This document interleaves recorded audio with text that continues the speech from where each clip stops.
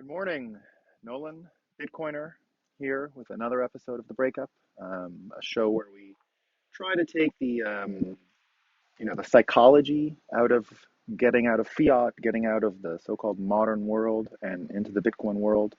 And we treat it like breaking up with someone we've known and loved and all the rest of it. So it's hard. So we're all about the sort of psychological mindset that goes into hodling, new time preference, being a Bitcoiner, all that stuff. So we're trying to give reasons to break up. We're trying to be, sort of your trusted friend. We know that there's all kinds of people that come along when you go through these hard changes in life, and I hope this content can be that, because this is the sort of thing that I've noticed the most. I've been in Bitcoin since 2013, around being paid sort of full time to be in Bitcoin since then, and this is the sort of thing I come across all the time. And today's episode, I'm going to go over a few things because I was actually having a debate last night. I just got in from Lisbon and I'm back in Toronto. You can see, I think the sun isn't blacking it out. I've got the CN Tower sort of, I put it on the screen here. It's sort of right there, right there. Which hand would do it? This one. Yeah, there we go. There it is. There it is. There's that CN Tower. The sun is kind of blocking it out, but nevertheless, we're not far. We're in a Cantillon fortress here near the university, so the Cantillon effect was especially large here. So basic townhouses are measured in the old world, 3, 4 million tokens from Canada, or 3 or 4 million tokens from the United States, depending on when you bought it and all the rest of it. There's a B-level celebrity that lives nearby to a Canadian, these Canadian celebrities, they get everything's done for them. Basically, it's like a matter of policy. And that's, I think, what we're going to be talking about today. So I was having a debate with someone last night just about, again, the psychology. And I think the arguments were, first of all, it's not fair, I guess was the idea. It's not fair if we go into hyper Bitcoinization or not enough people have Bitcoin. And I on that point, so I want to get that out of the way first. This was a debate between not a no coiner. I mean, they definitely know what's going on, but still seeing some obstacles and not seeing this as real, and sort of still projecting the future on fiat rails and built from the fiat world up, or from the USD token up. So so we had this debate, and on the first point, I agree that she made. Right, that's the one that I will suggest is definitely real. Like, we got to get more Bitcoin into more people's hands. My argument has always been that Bitcoiners have given away Bitcoin. I myself have given a lot away since the start. I think most people have. It's still sort of, if someone doesn't know, you kind of, you give them small amounts now. It used to be a lot bigger, but it's definitely something that you find pretty often out there, right? There's been a sort of generosity of spirit.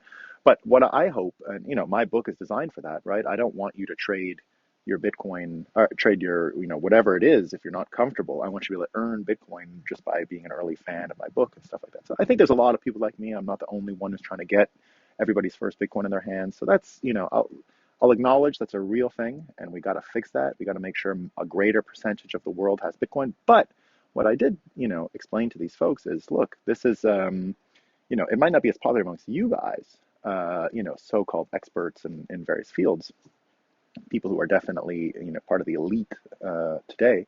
But those same burdens weren't there, for example, African Americans or Nigerians. So, there are a lot of populations that are way in on Bitcoin, just not the elites. So I don't really know if that's something I need to worry too much about.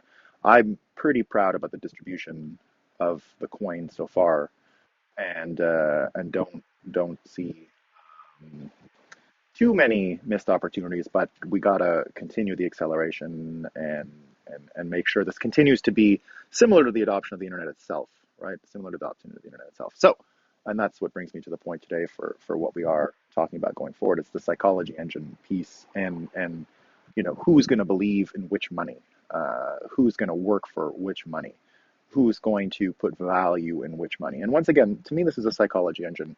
We're not actually talking about, the line I like to use is, these are numbers, but it's not math. I don't want to get into who's right between MMT and Austrian school. I mean, I have my ideas, but I don't think we can actually get to the bottom of it by arguing between MMT and Austrian school. I think it gets decided by the mega political forces around us, right? It's not about who's right. Shitty money can perpetuate if enough people believe in it, right? If the armies are strong enough, then the money will persist, right? I think that's pretty clear. But the psychological piece, I think, is going to help us, in particular, what's going on with children today. And I want to just highlight a few aspects of the fiat US token system and some of the things that are perpetuating today that might not be useful tomorrow. So the first would be credentialism, right? All these parents, like my kids are all born in New York City, and there was already lineups when they were born to get them into the various daycares that matter, to get into the right elementary school, to get into the right high school, to get into the right college, and all the rest of it. So, I mean, obviously, I never waited online for one of those ridiculous places. I bought my kids, Bitcoin when they were born. So I didn't wait in any lines for, some ridiculous daycare in Manhattan. I got them Bitcoin, and lucky enough, we were sort of flushed out of, or we're refugees of Brooklyn once COVID started. We kind of packed our bags and split, and we've been living in Barbados. I'm not gonna, a lot of nice places, and great for the kids. So they haven't missed much on in terms of education. They sort of got everything, but that's my kids. What's important is to think about all the kids, right? How are all the kids doing? So within this credentialism, you get some pretty amazing things being taught to them. So they go to these places to get the credentials, and then what happens, right? They learn about, let's say, critical race theory, right? A major topic today, a major topic, right? Everyone's arguing it's not there, it's not real. Some have it, some don't. Critical race theory, this and that. But the problem I have with critical race theory is you take a bunch of kids and you teach them that, and here are the two options. You're either a victim or you're an asshole. I mean, there's no in between. No kids come out of critical race theory, as far as I can tell, right? Maybe it is even true. I'm not arguing whether it's true or not, or whether you should see the world in race. That's a whole nother story, right? What I'm saying is the way it's being presented, the way it has to be presented, right, is that some have gotten advantages because of grandparents or whatever, right? It's their grandparents who did it or didn't do it. I kind of feel bad for the poor kids in critical race theory who I guess are white in this case and never really saw much privilege, I guess you could say. They were poor and, emigrated from Ireland poor or from Russia poor and came to America poor and worked and are still poor. A lot of people like that, right? There's a lot. And anyway, if you listen to that education system, then they're assholes, right? Because assholes in this case, because their grandparents didn't take advantage of their, I guess, privilege and get rich. So that's their fault. They still seem to have some kind of debt if you look in the way this stuff is taught. Now, I mean, there's probably a lot of merits in individual lessons around critical. I don't know much about critical race theory. I'll be totally honest. I've tried to learn.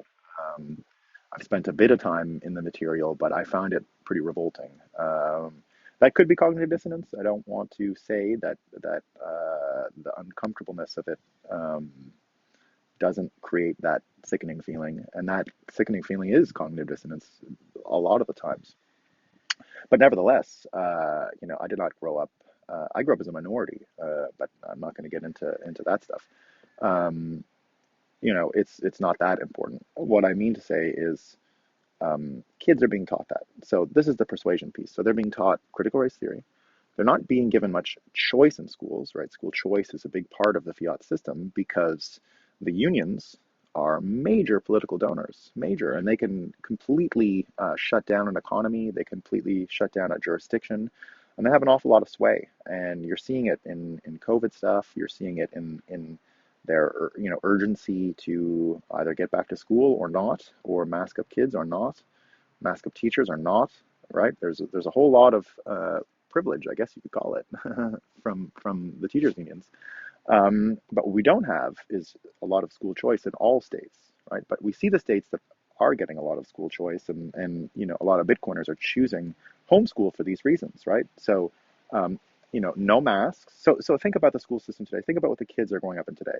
And it's not every state. It's California, New York, Illinois, I think, a few that have the mask mandates for children in school.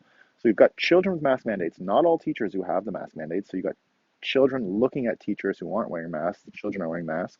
You've got teachers teaching them about race stuff, right? And it's either you're a loser or an asshole. So that's not great. So no choice. You've got critical race theory.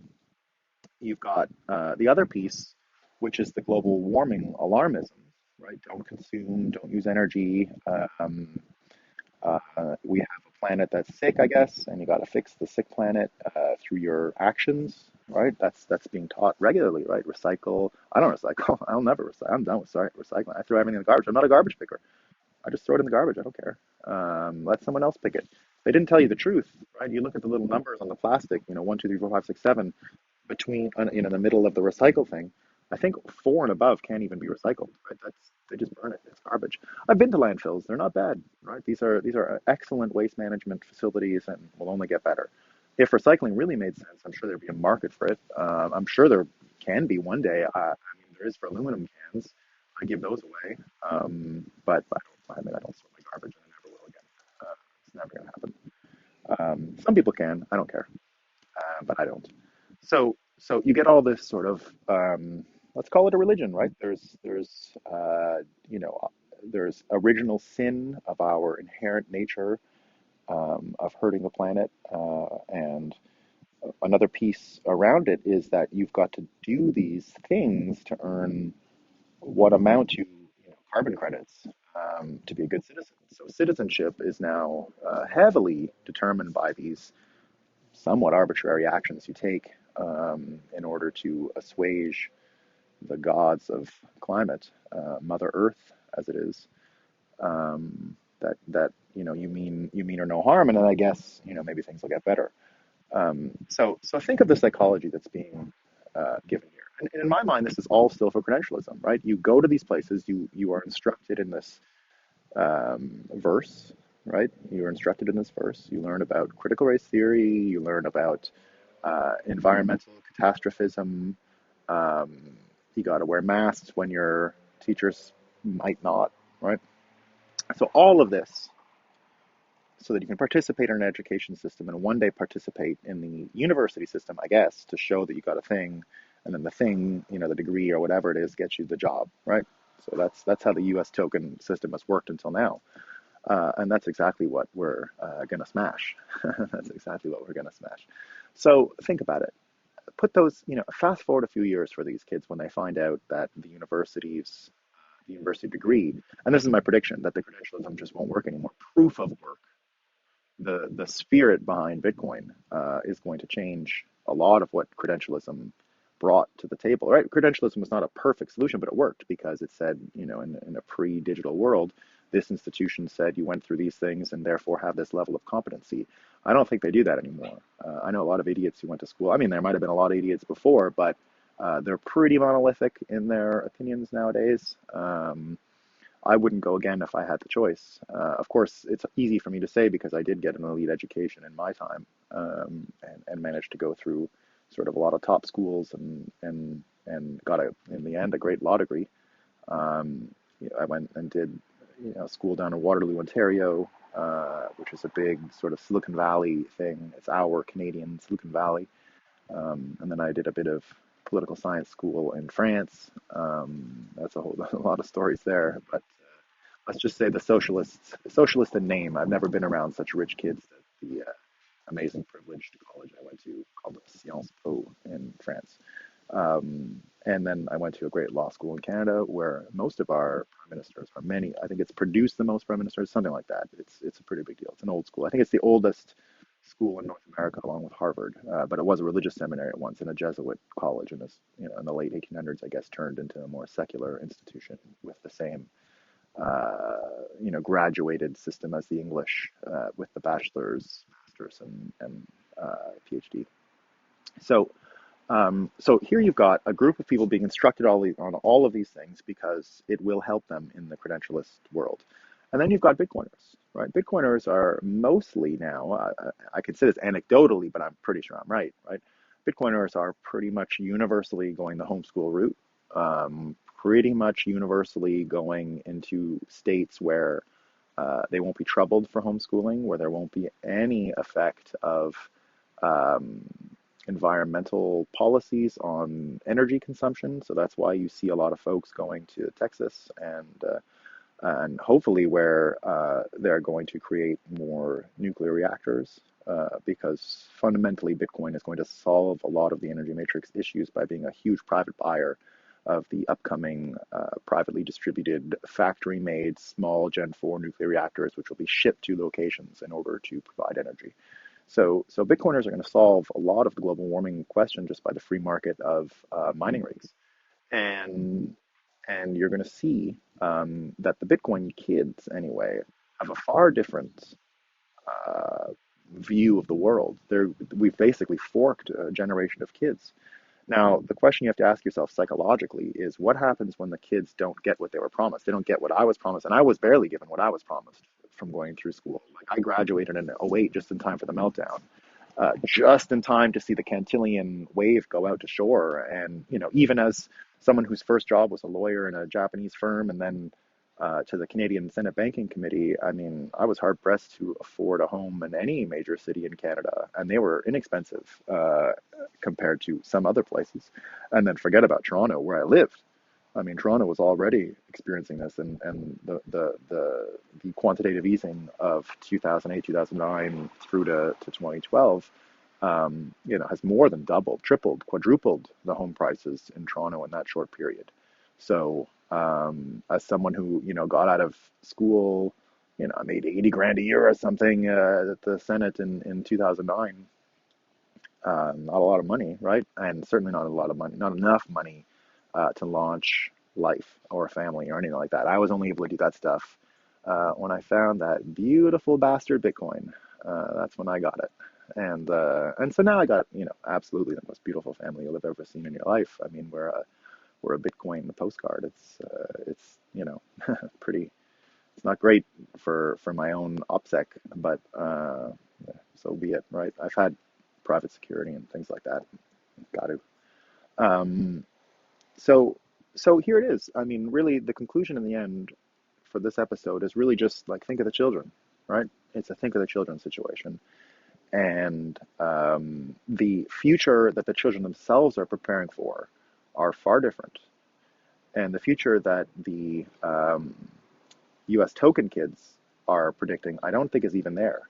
So psychologically, my prediction is this, that a huge upswell will come into Bitcoin based purely on the bitterness and the revulsion and the animosity that will be created by this current crop of kids because the future they were promised from all of this, ridiculous labor and their parents dropping them off here and cramping their schedules and all that will be useless. I mean, it'll be literally useless. All that crap they learned about and global warming and, critical race theory is just not going to serve them anything in the future. It's proof of non-work. It's fiat credentialism down to the 5-year-old. And this is what I think you have to break up with for the sake of your kids. I mean, wasting this much of their precious time. I mean, what are the youthful years worth? They're the best, right? They're the best. And my prediction is those kids that are forced through as the last generation are going to be some of the biggest hodlers in the future that you've ever seen. The you can always trust kids to rebel against their parents in a sense, and this generation, when they rebel, um, is going to rebel with non-credentialism, proof of work, and it's going to be a beautiful thing. So, I'm a little, and I'm a little, the Kyle Rittenhouse stuff has somewhat perturbed my predictions, but only because I've seen to what new depths the nastiness will go, and have accepted it as, you know, we're in World War III. There's no more confusion about it, and the enemy is becoming more and more obvious. So. Um, World War III will end when those kids revolt and buy Bitcoin and HODL. All right, that's enough for today. I might be driving back to my home tomorrow. Um, End of the long trip. Might not be tomorrow either, though. I might pause a day. I'm organizing a pretty amazing interview on Monday with Glenn Greenwald. Naomi Rockwell, Willie Woo, a few other great folks. Isaiah Jackson will be there to talk about Taproot. I've got some amazing speakers all in all. The Tor Network will be one of our last privacy event scheduled for Taproot, which is a privacy upgrade on Bitcoin coming live this week, which is also proof of some amazing dexterity in Bitcoin because we finally managed to upgrade some of the capacity of Bitcoin after the rightfully long amount of time it takes to check and recheck and recheck and recheck the work. So look out for that on Monday, and I should have another episode tomorrow, but it'll depend on weather, driving, and all that stuff. Thanks a lot, everyone. Ciao.